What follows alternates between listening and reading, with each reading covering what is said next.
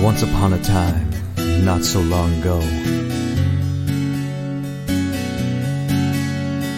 Tommy used to work on the docks. The union's been on strike, he's down on his luck, it's tough.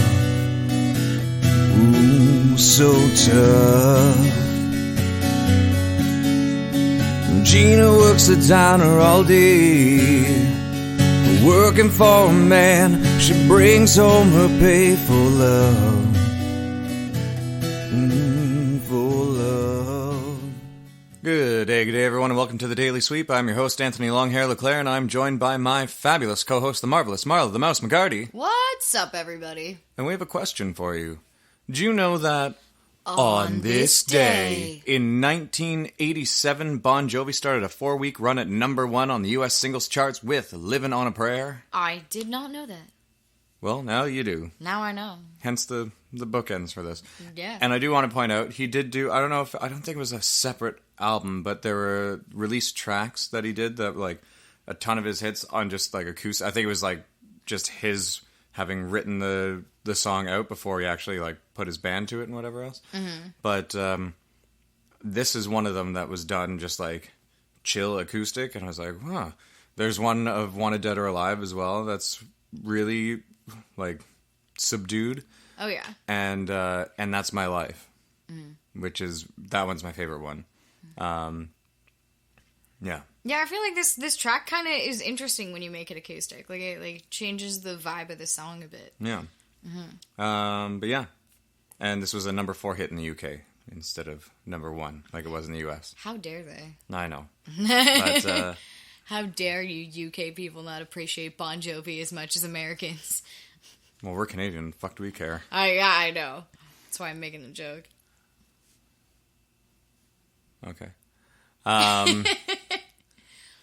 Yeah, so that was on this day in 1987. On this day, however, in 2020... It's Valentine's Day. It was also Valentine's Day on that day in 1987. Yeah. That's true. Yeah. But also, today, like the day that we are living in currently, is also Valentine's Day. Yes. And happy Valentine's Day to you, everybody, if you do indeed celebrate it. Happy Hallmark Day. Exactly. Happy Chocolate Day. Go spend a fuck ton of money on useless shit that's going to disappear before the end of the week. Mm-hmm. Except for maybe the flowers that might last a little longer. But you should buy a plant instead, because then that'll last even longer than the flowers that you're just snipping to wilt away to nothing. Which is kind of a good show of most relationships, I find. You know? Oh, here are flowers. I love you so much. This is an expression of my love. Is it? Is it really? Yes, actually, it's a fairly accurate description of my love, an expression of my love. Here's something that's very beautiful that's going to make you happy for a little while, and then slowly but surely it's going to wilt and decay into nothingness and die. And now we know who the nihilist in the room is. That's not nihilism. That's acceptance of fucking reality. That's what that is. Anyways, what are your thoughts on Valentine's Day? Tell us in the comments. I just did. No, I'm asking the audience at home. I'm not asking you. You already told me, you freaking cynic. Anyways. I'm pretty indifferent about Valentine's Day. I think, yeah, you know, it's nice, but also, like, don't go out and spend a fuck ton of money on people on Valentine's Day. Like, you can... It's just another day where you're like, hey, I love people. Like, you know. You should love people every day. Exactly. You should love people every day. Why is today any different than that? It's the hippiest thing I've said in a while. It is. But it's true. I mean, my ideal Valentine's Day, which is what we're doing today, is getting up on stage and playing a gig. Oh! Nice, easy segue there. That was an easy segue into that. But yeah, so we are going up at Lou Dawgs tonight, and we will be playing their Valentine's Day evening gig. Yeah, Lou Dawgs North Bay location from 8 p.m. till midnight. Come check us out, enjoy some great food and drink. The staff is great, so great service. And the music's pretty fucking good, too. Mm-hmm. So come and enjoy that. Yeah. Yeah. If you're in the North Bay area and you're thinking of going anywhere else, well, fuck that. Go to Lou Dawgs. Make a Yeah. reservation if it's not already packed. If it's packed, then whatever. Go do whatever you were doing. We're just happy that the place is full. Exactly. But still, just try and come out because we appreciate you being there and we love the support. So Why spend a ton of money on useless crap that you don't need or they don't need when you could just, go out, have some good food, have a few drinks, listen to music, To me, that sounds like the perfect Valentine's Day. I mean, you need food and drink to live. So, yeah. And, I mean, without music, you may as well just go fucking end it. So, I know that's not the case for some people, and there's actually something chemically wrong in their head. But, anyway, yeah, good. Also, I do have a question that I decided to put to you and to the audience, should anyone ever decide to answer these questions in the comments. What do you think constitutes a successful love song? What do you mean by, successful? Something like commercially successful or, just a good love song? Sure. I don't know, if we're talking about, I'm going to go the route of something that constitutes a good love song. And to me, in my opinion, it's something that's genuine. Somebody sat down and wrote that and really felt it and put their emotions and time into it. And you can feel that in the song. You sit down and you go, wow, that's really beautiful. What if the writer and performer aren't the same people? Well, even still, it's, it doesn't necessarily matter that it has to be the person who wrote that song. You can cover a song and have it be just as beautiful. It's coming from, to me, a good love song has to come from a genuine place, I think. You can't just sit down and write a love song for the sake of writing a love song. When people do that, it's, I can listen to a shitty love song and, be like, okay, whoever wrote this wasn't feeling it. I don't know. It's kind of a complex question, really. So, give me an example of shitty love song. See, now I'm under pressure and I can't think of one off the top of my head. Oh, a shitty love song is okay, it's like Baby by Justin Bieber. That's technically a love song, but I don't know. He was also... It's kind of a breakup song, actually. Oh, yeah, that's true. I Thought You'd Always Be Mine. Yeah, that's true. I Thought You'd Always Be Mine. Yeah. Baby, ugh. See, because I feel like this question is really interesting because it's very subjective depending on who you are. Yeah, that's why I asked it. Yeah. And it's also a very, hard question to explain in my mind. That, and now I'm trying to think of something that's a shitty love song, and because my brain is under pressure, I can't think of anything. Under pressure. Okay, give me a successful love song. In my mind, a really, beautiful success, a successful, commercially successful love song is, Ed Sheeran. What's the name of that? Perfect. Yeah, no, yeah, that one too. Thinking Out Loud. Thinking Out Loud. Ed Sheeran. Photograph. Yeah. Any other Ed Sheeran song? Any fucking Ed Sheeran song ever. But no, yeah. But do you not think those are also good love songs? Yeah. That are sung with feeling? Absolutely. So he has the best of both worlds, is what you're saying.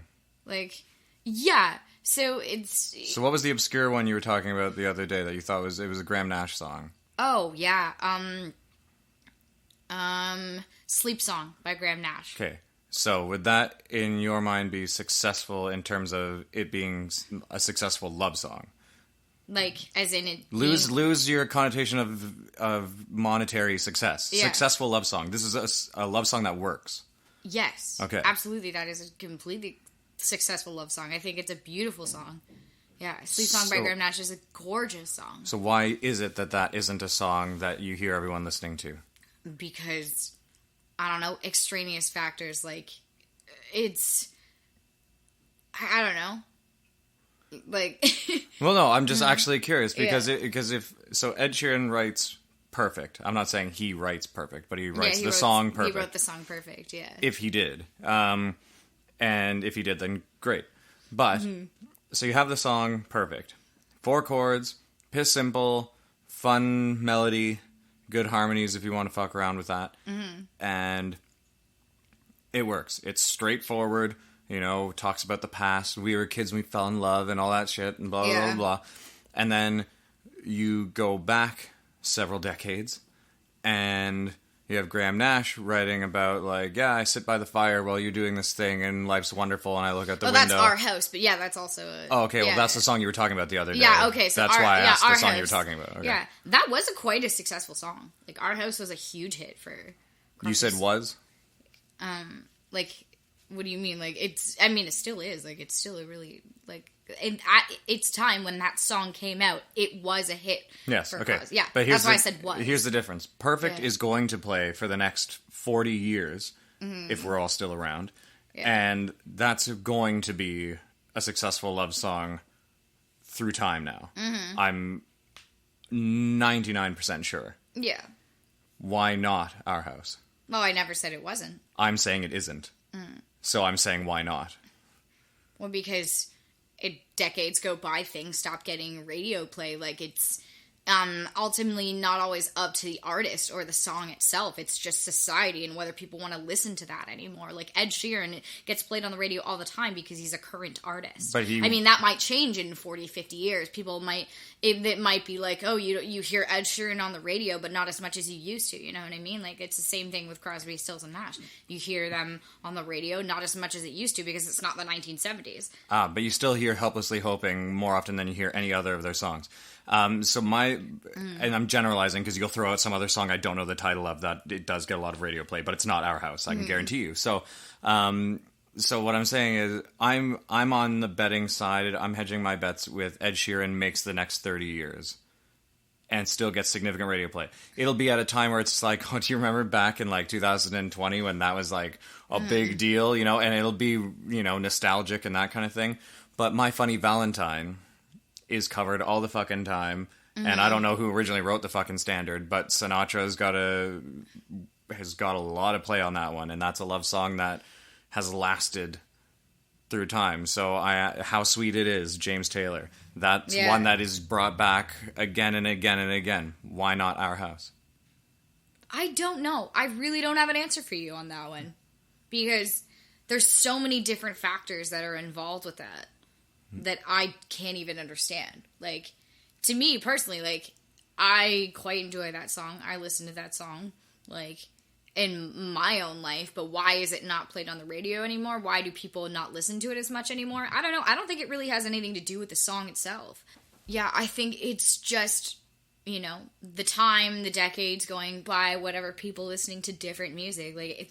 Songs come and go. It's Silly Love Songs by Paul McCartney. When that song came out in the 70s, it was everywhere. It was inescapable. My mom hates that song because it was so overplayed on the radio, and that's why she hates it. Do you hear that song regularly now? I can't even remember the last time I heard that song on the radio. So, and why is that song not played as much anymore?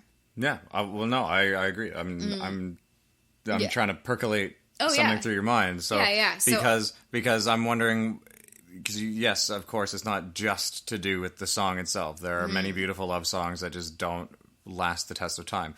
My question is, why do these ones then? I really don't know if I have an answer for you on that one. Because My Funny Valentine is very different than Perfect, is very different than Leaving on a Jet Plane. Yeah. Is very different than Country Roads even, is very different than, I don't know, insert, why do something birds by the suddenly Beatles. appear? What's that? It's the Carpenters, right? Yeah. Every time you are close to you. Yeah. Yeah, I don't know, Elvis. Half of Elvis's music. Yeah. Still pretty significant. I Can't Help Falling in Love with You, although that one did get a bit of a resurgence recently with 21 Pilots covering it, so... That's what I'm saying. Yeah. Elvis is still relevant. Sinatra's still relevant. These people are from the fucking 40s and 50s. And then we get into the 70s, and we still hear a lot of disco love stuff. But then stuff that it's, I don't know, it's weird. And you still get James Taylor kicking around. And I don't know, I find it I find it interesting because they are so varied, and yeah, it all depends on like the age on the stuff. But a song that has great success when it first releases, I wonder why it doesn't continue the same way. Whereas Country Roads had great success when it came out, and it is still fucking played everywhere. Yeah. I mean, Bon Jovi, Living on a Prayer. You hear that song all the time, so... Yep. Like, that's pretty standard on most rock radio stations. Yeah. And, like... So, it's interesting. It's an interesting thought. Because I, myself, am really not sure. Like, how many chords did you say Our House has? 5 or 6. That's why. Maybe. I'm gonna throw in That's Why. Because it's not a 4-chord song. That's right. Yeah. That is my new theory. And I will test that when we're off the podcast at some point when I give a fuck. But Perfect, Country Roads, Leaving on a Jet Plane, Living on a Prayer, these all have no more than 4 chords. Yeah, that is true. My Funny Valentine, bit different because it's jazz. But even then, if you broke it all the way down to just playing it on acoustic, you could probably get away with it with 4 chords. It might be a bit more, actually. But I'd say jazz is different. If you're going to go from like, especially if we're doing folk and rock stuff, like with Crosby, Stills and Nash and that kind of stuff. Yeah. Because, I mean, Heart of Gold is, I mean, I wouldn't say it's like a big romantic love song, but it is a 4-chord song. Yeah. And it never doesn't have fucking radio play. Oh, absolutely. Mamas and the Papas, California Dreaming. That's a 4-chord song. Yeah. Pretty much. And that song is, like, everywhere. Yeah. It's interesting. Anyway, I just... Never mind monetary success, I wanted to know what you thought constituted a successful love song. Mm-hmm. It's an interesting thought. What did the listeners think? What do you guys at home listening right now think of this? Comment down below. Let us know. You're probably thinking, when the fuck does this episode end? Yeah. Well, have a good Valentine's Day, people. However you celebrate or not celebrate. Just have a good day. I was going to say, just go to Lou Dawgs and party with us, and then you don't have to worry about being like, roses are red, violets are blue. Crap, it's Valentine's Day, what the fuck do I do? You can just come out to Lou Dawgs and you can have a platter of delicious smoked meats, or if you're a vegetarian, then some fancy salad, and then copious amounts of alcohol. Yeah. Anyway, that's your Daily Sweep for the day. This on our 101st episode of the Daily Sweep. 101, baby! Yeah. So we'll be back tomorrow to sweep something else out from underneath the proverbial rug. And we'll see you guys later. She says we gotta hold on to what we've got. It doesn't make a difference if we make it or not. We got each other, and that's a lot for love. We'll give it a shot. Whoa, we're halfway there. Whoa, living on a prayer. Take my hand, and we'll make it, I swear. Whoa, living on a prayer.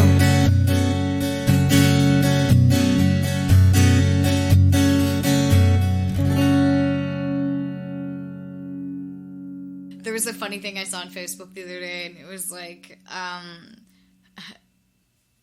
did it go again? I can't remember. Never mind. But it was like, something along the lines of like, roses are red, chocolate is brown. Like, I didn't buy you either of these things, but like, they said it in a way that rhymed. I'm totally skewing this, but that's okay. See, if you just said roses are red, chocolate is brown, I didn't buy any of these, fuck off. That would have been a perfect ending. Yeah, exactly. Yeah. You don't have to make it rhyme. Sometimes not doing what people expect is the better thing. Like and subscribe.